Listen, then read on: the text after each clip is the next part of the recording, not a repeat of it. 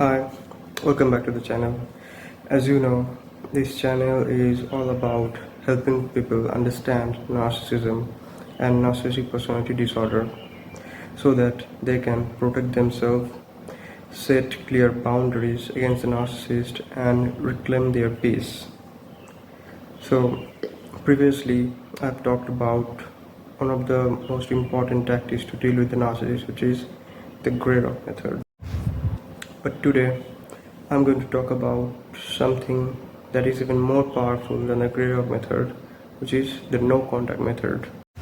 So, the no contact method, it is exactly what it sounds like, which is cutting all the communication with the narcissist, which involves no verbal communication, no phone call or text with the narcissist, no social media interaction with them, no email exchange, and no indirect contact through mutual friend or any kind of communication.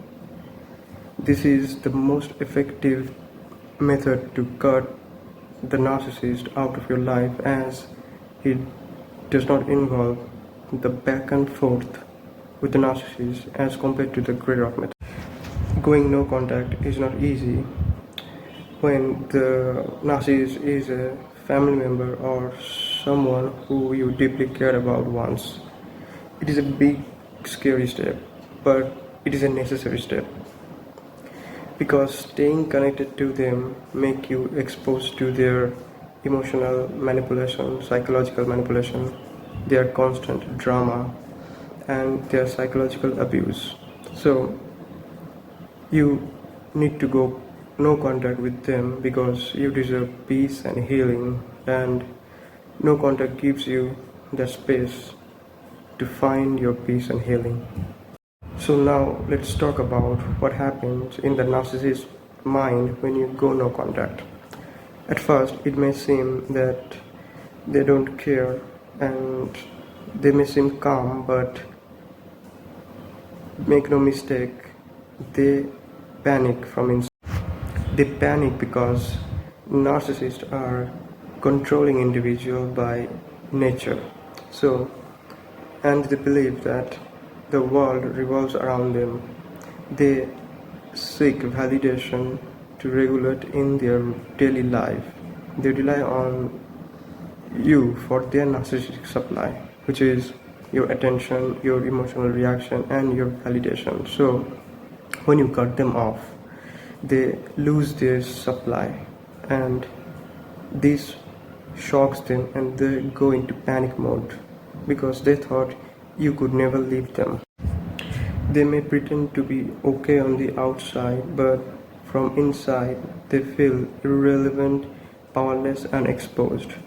And that is when they start testing your boundaries to see if they can break you and break your no contact.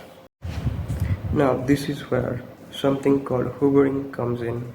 So, hoovering is when a narcissist tries to suck you back into their life after you have escaped, after you have gone no contact. They might call or text you out of nowhere suddenly and pretend nothing ever happened, or say that they have changed or they have realized their mistake, or beg for another chance from you. But you need to realize that it's all a facade. They know exactly what to say to you to make you react in a certain way. It is nothing but just another manipulation tactics of them there. And if gentle hoovering doesn't work, they escalate and implement more hardcore hoovering, such as guilt tripping you. They guilt trip you by saying things like, "You have abandoned me, you're cruel to abandon me, and I'm depressed because of you."